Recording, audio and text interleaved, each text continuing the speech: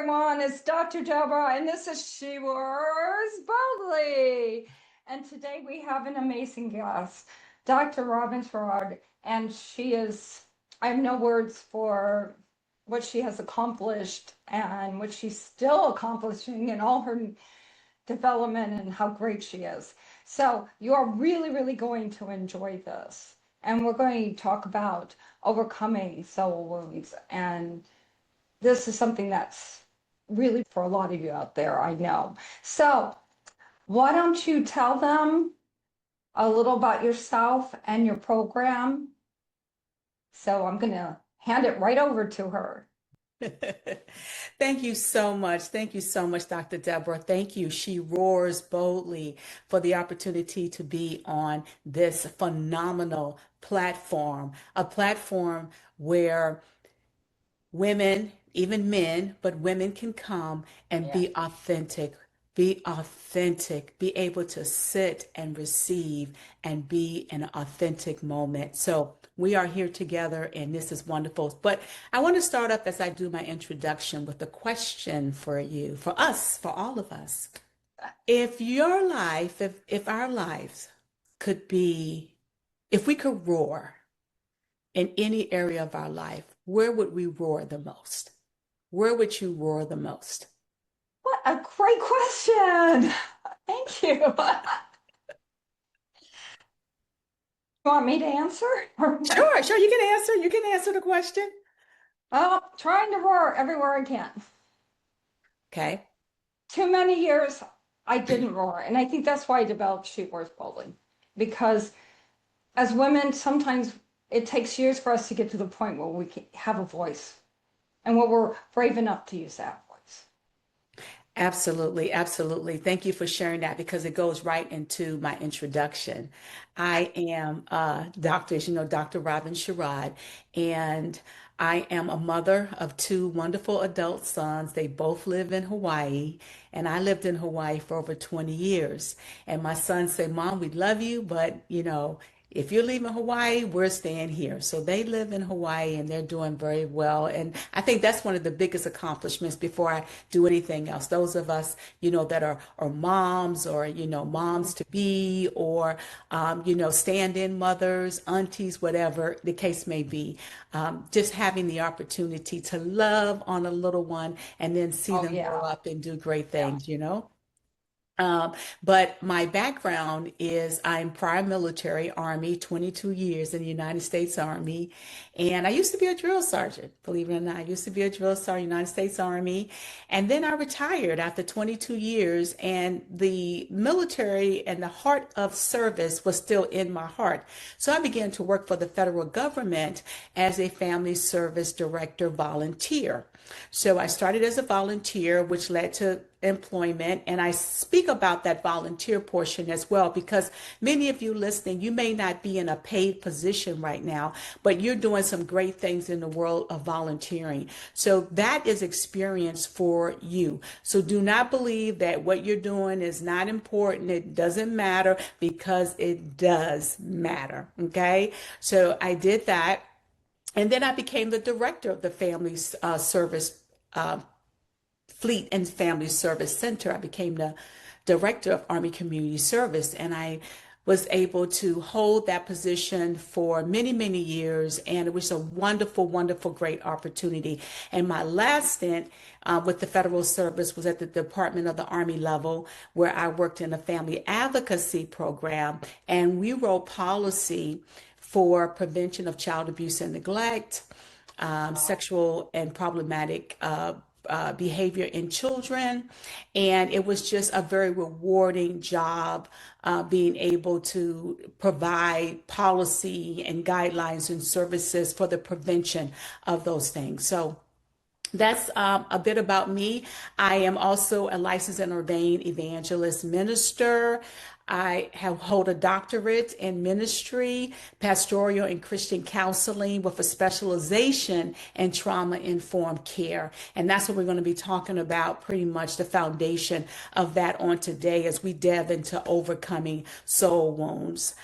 There are other accolades. You can go to my website, robinsherod.com, to take a more in detail look at that. But That's me right now in a nutshell. Yeah, we'll make sure that's in the call notes too for them, Okay. so they can kind of just click on it. Wow, I mean, there's so much there. You obviously have a real heart for people. Those I are hard jobs. I do. I do. I really have a heart for people. And, you know, thank you for pulling that out because oftentimes what I found in my life through my experiences is that you talked about the voice and how the voice is dimmed or the voice is silent. And it took me a while to be able to stand in my accomplishments. And I think many of your listeners are where I'm at, where I was, right? It takes you, you have to get over those limiting beliefs. You have to get over that imposter syndrome, walk through that to know that you have worked hard, you have worked extensively, and that the value that you hold in terms of your voice needs to be heard because somebody needs to hear you because you have something that someone else needs. Yeah, I speak on that too when I'm in women conferences, but I think we need to start a national movement on that. We really do. Women just don't get it. Yeah. So long we've been told we don't have a voice, but we Mhm. do. We do. I also, as I go into now, as we kind of transition into overcoming soul wounds, that's what this is about. It's not only a book, but it's also a movement because sometimes we don't know why we act and behave the way that we do. And oftentimes it is because of an open wound that we have in our heart, in our soul that has never been healed. So we compensate for what we cannot articulate. We compensate for what we cannot articulate. I remember as a child that once my voice was quieted, my voice was quieted. And from that point, I began to compensate for what I could not articulate. So I couldn't speak it out, but I could perform it out. I could, outperform. I could, outdo this or outdo that, right? Because I did not have a voice. So my voice became my actions.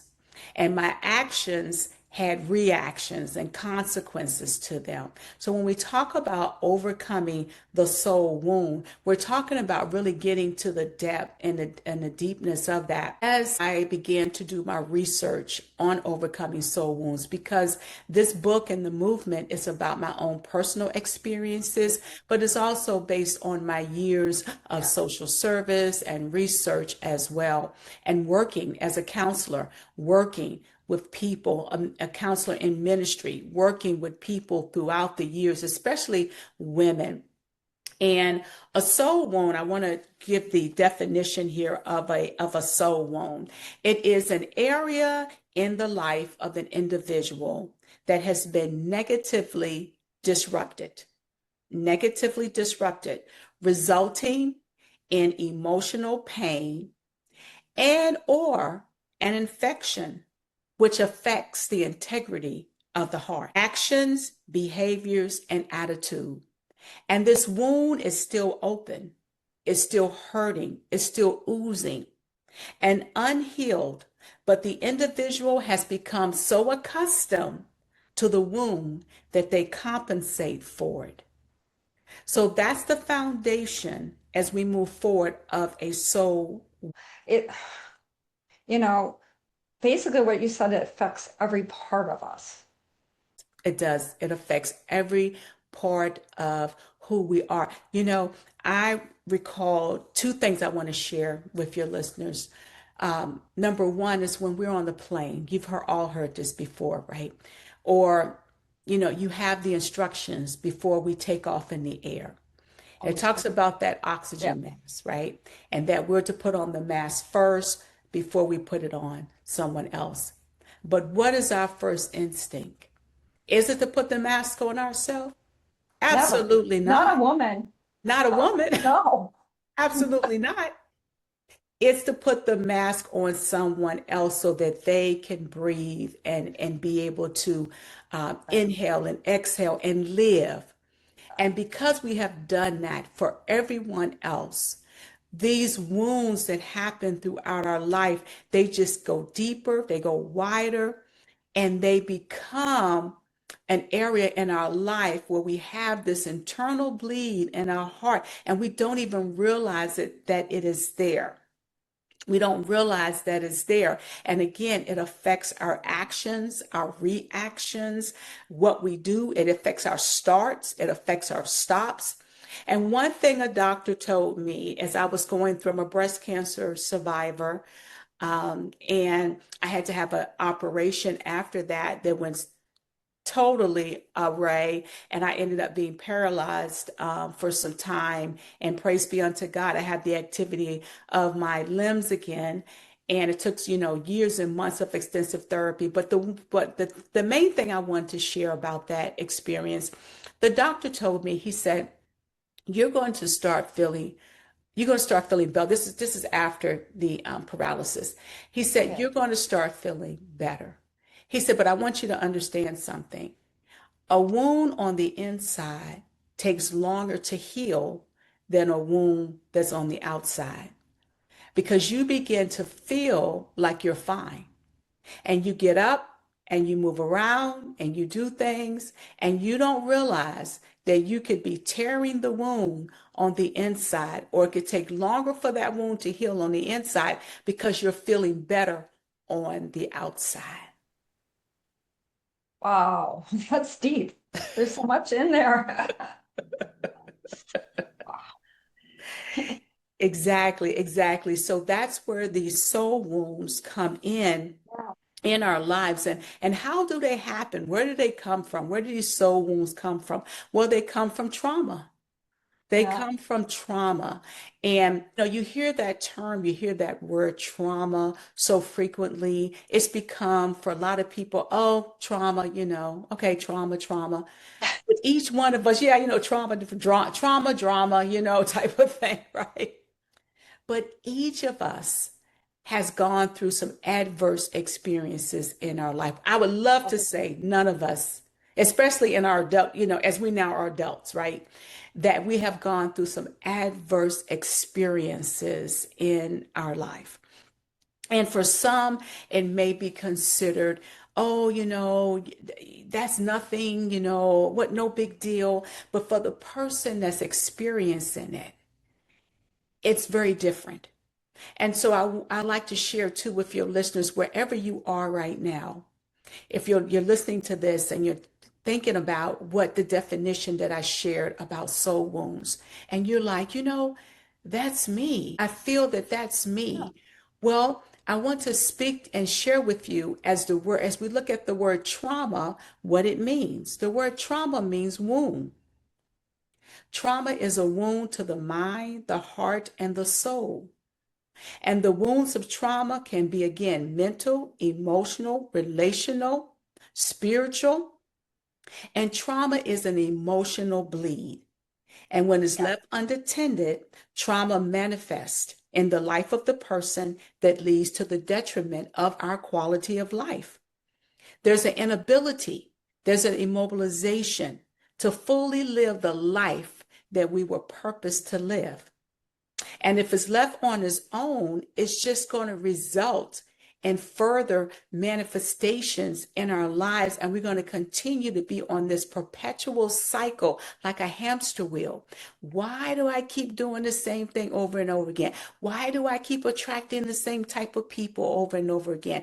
Why is it that I can leave out of different situations and go to another situation, but the situation is still the situation? What is going on?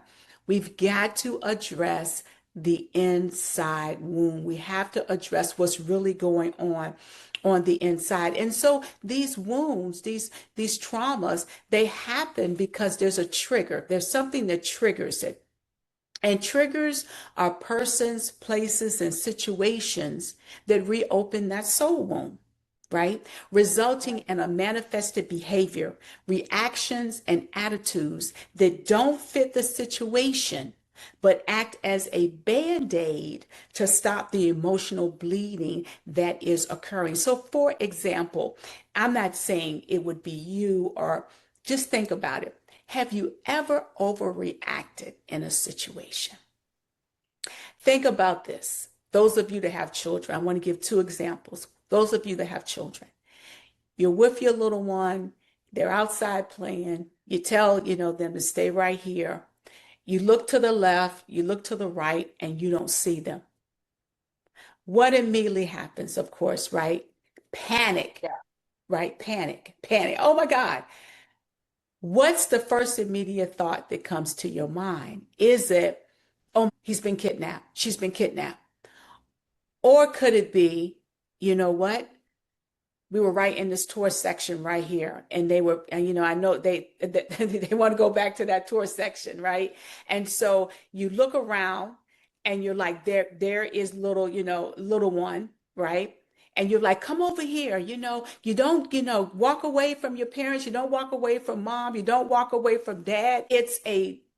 When we don't have that soul wound of being in a state of paranoia emotionally, when we don't have that, then we're able to sit and we're able to really observe and we're able to think and process, where we're not going over the edge when something occurs. We're not flying off the handle because the soup spoon is not in the right, in the kitchen where it's supposed to be. Why can't you put the soup spoon back? Every time I turn around, you're not putting the soup spoon back. How many times have we done that? Then afterwards, you're like, why did I react that way? It's just a soup spoon, right? It's just a soup spoon. And I'm using some very simple examples to get to a really deeper issue.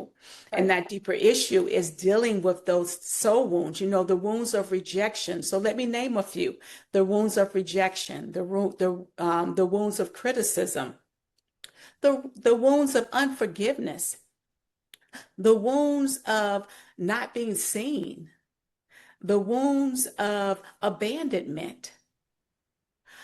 All these experiences that we have had throughout our lives, whether it was from childhood or whether it's through our own life and choices and experiences, that we began to have this adage: you burn me once, you won't burn me twice, right? And so we began to look at everyone through that lens.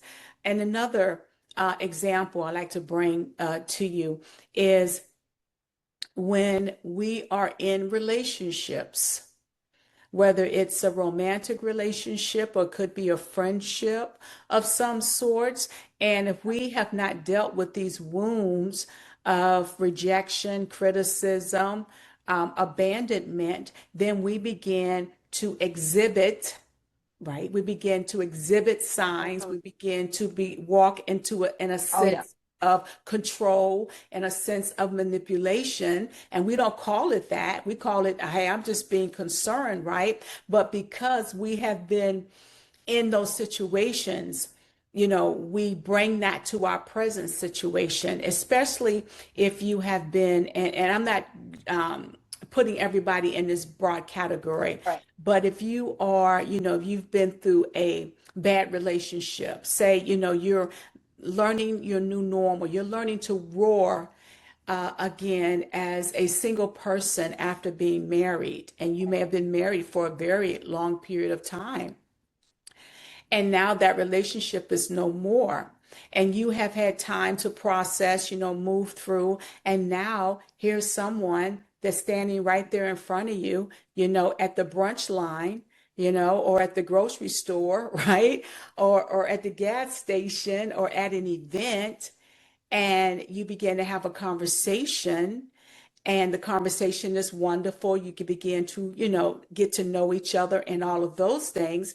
And then what occurs is that if you don't heal that soul wound of betrayal, if that was what happened in the relationship prior to, or that soul wound again of rejection or criticism or whatever that soul wound is, if you don't, then what will happen, something will happen in that present relationship that will make your mind go back to that other bad relationship, and you begin to encase this person in that bad relationship and not realizing that this is the person that is the person of your dreams, the person that wants to sweep you off your feet and, do all those good things, for you and with you. But you can't enjoy it because Right. you have not healed from the past traumas and wounds and hurts. I think that is really important. Wow.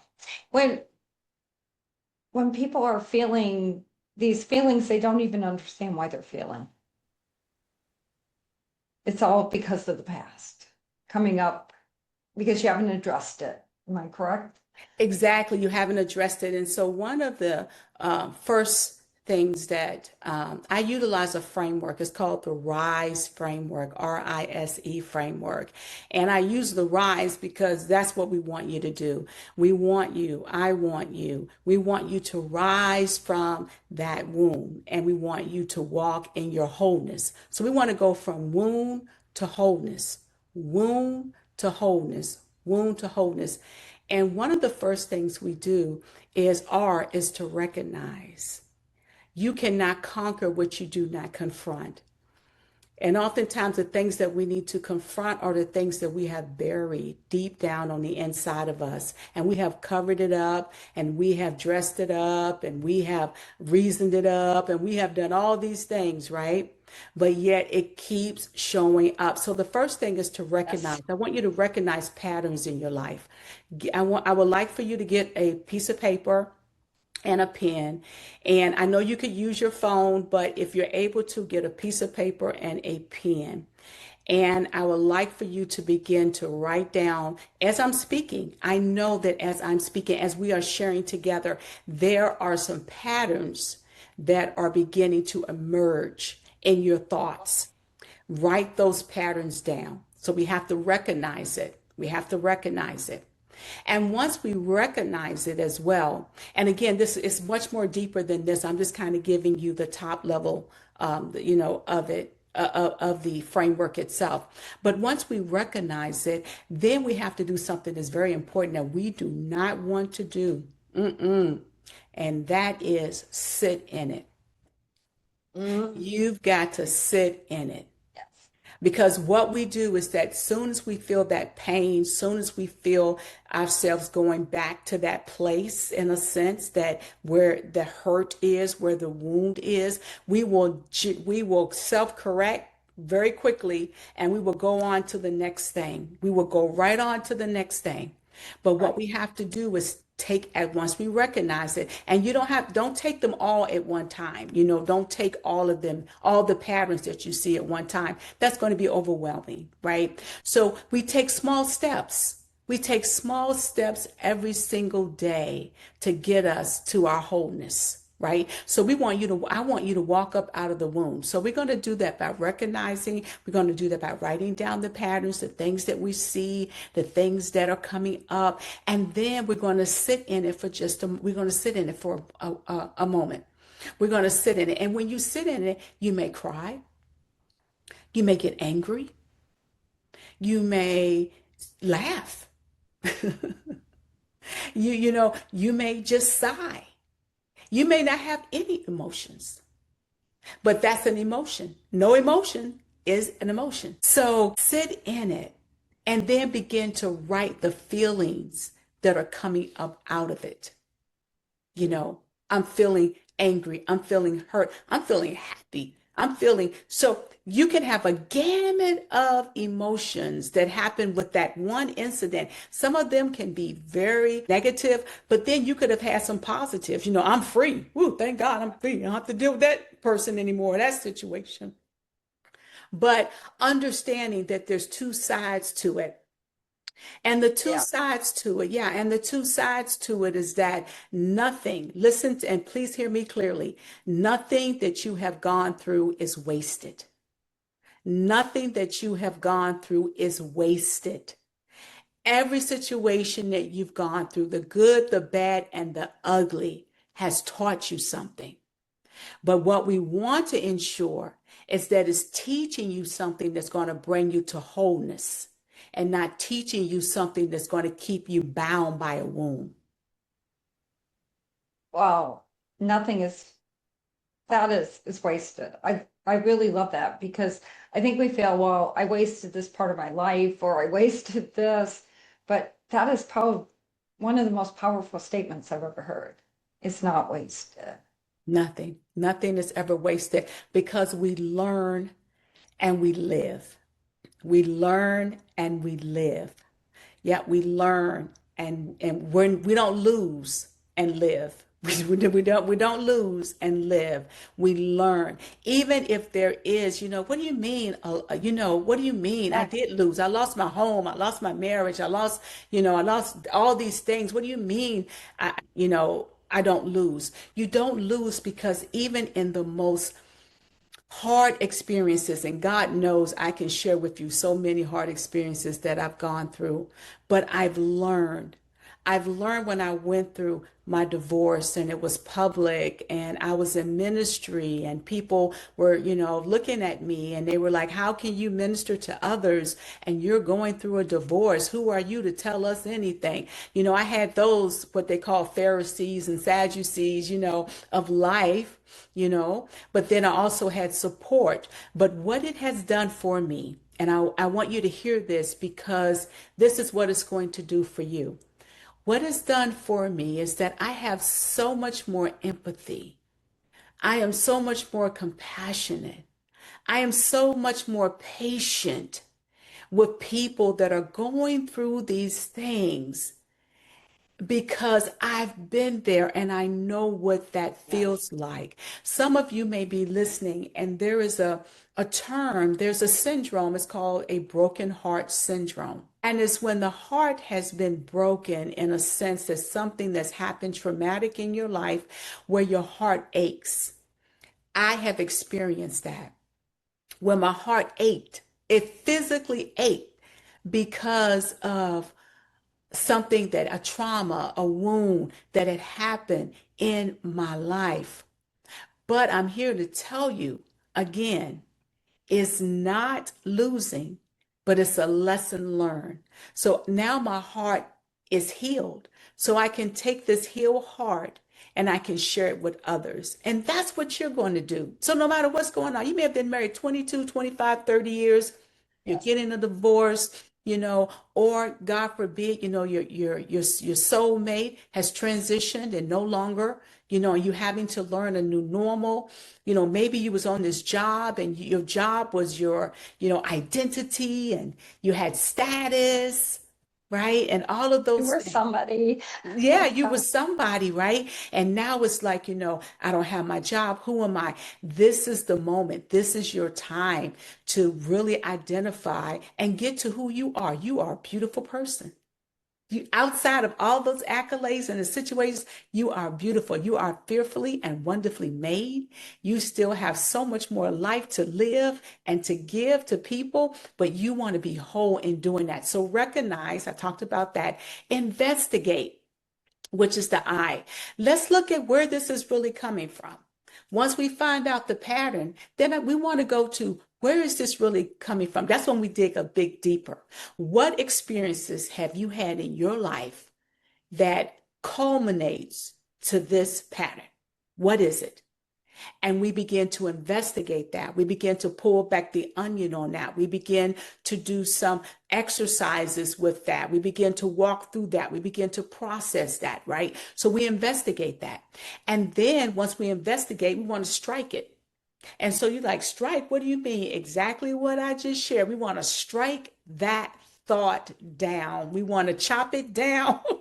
I have them, we're going to do it physically. You're going to chop it wherever you are, start chopping. Okay, we're going to strike it and we are going to chop it down so that it does not have power over us, right? We want to strike it so that we don't fall into those limiting beliefs, right, about ourselves. A limiting belief is a judgment about ourselves that we think is true that restricts us.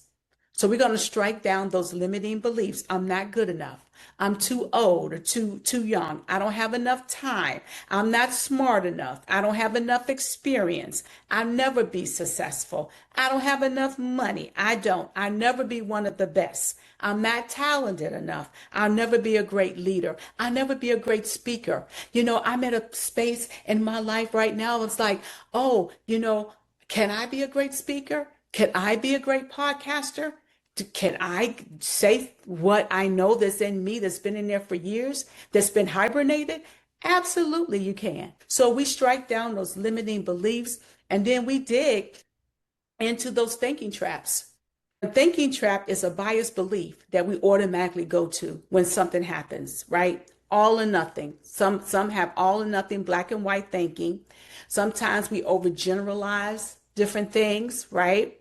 And that's a thinking trap. It's where we go automatically. And these thoughts rise up automatically. They just bubble up when we're in a situation. Catastrophizing, right? So something happens, we go, you may look at it and it's like, oh, okay, well, like again, about that spoon, okay, we're going to move the spoon over, but oh my God, it's going to mess up whatever. And we overreact in that. Mind reading, and I don't mean it like spooky mind reading. I mean it as though you're speaking to someone or someone responds to you in a different way and you automatically assume something about them. So I'm giving you an example. You walk into your office or you walk into your synagogue or church or wherever, or an event, and you see someone that and they don't speak to you, right? They see you and then they walk right past you. And what's the first thought that comes to your mind? Exactly, right. Well, who does she think, or who do they think they are walking right past me and was just on the phone with me a couple of days ago, just talking and we was having a great time, not realizing you missed the fact that the person didn't have their glasses on. You missed that because Or you were they just had looking at a purpose to go somewhere to talk to someone they needed to. It's not it. personal. But those are wounds. Those are things that if we Mhm. don't address them, our whole evening is shot. Our whole evening is messed up because we're, person, this, that, and the other, or whatever. And it could be again, they needed to go to speak to someone else. Maybe they didn't have their glasses on, or whatever the situation would be. And so when you sit in that, so we strike down that thought, right? And then we embrace the truth. What is the truth? The truth is, didn't have the glasses on. Truth is, they were trying to find someone else. Yeah, I've done it. I have. We, But then you learn, well, just walk up to them. And then they'll turn and give a big smile and you get a hug. You know, it's like, we get things in our mind and yeah, so but I've been there. And that was on me. wow. Thank you for that, right? I mean, this is beautiful because for those of you that are looking at this, Dr. Debra said it was on me. That's recognizing it. That's recognizing it. And then we would go deeper to investigate where is that coming from? Yeah. Why am I reacting this way? Where is this coming from? It's a deeper place that is coming from. Why did I assume they didn't want to talk to me? Exactly. Not everybody would assume that. So there's a reason. You are correct. Yes, there's a reason. And once we get to that reason of what it is, we strike it down and we write a new narrative because the pen is still in your hand. The pen is still in your hand. And the narrative does not have to be the repeat of the same. We want you to write a new narrative. That's why I was talking about you going and you journaling and you writing those things about what the patterns are, what your feelings are that's surrounding that. And then I want you to write down what is the truth. And that part may be challenging because we're so used to going to the negative, right? We don't have any positive truth. I want you to find a positive truth. Okay. We can have the negative facts, right? Yeah, that did happen. I did this. That's a negative fact. But what is the positive truth? The positive truth is that now I'm moving in another direction. I'm not taking Right. that baggage, right? I'm making my wound is being healed. It's closed up. It's never going to open again. And I'm going to walk in the truth of who I am, fearfully and wonderfully made, that I Yes. am adored, that I am loved, that I am cherished, regardless if somebody tells me that or not. I know that I am. And many of your listeners may kind of really assume, oh, I think she's a woman of faith. And you're absolutely right. I am a woman of faith. It's going to come out of Yeah. me. What's in you is going to come out no matter where you are.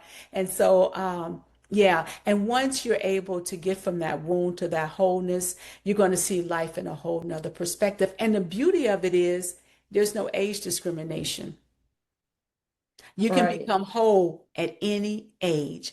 All you have to do is do the work. That is so very, very true. Well, believe it or not, it's been over a half hour. Okay. It's been wonderful. We'll probably have to come back and do some more on this Okay. because I really think this is resounding with women out there. I really do, and even men, let's be honest. You know, They it's may not say interesting. it, but I think it does. I think they have their own things. Yes. It We've all been so wounded. yes. This world is not usually a uplifting place for all of us. So really, soul wounds, I think, are prevalent across the board at all ages.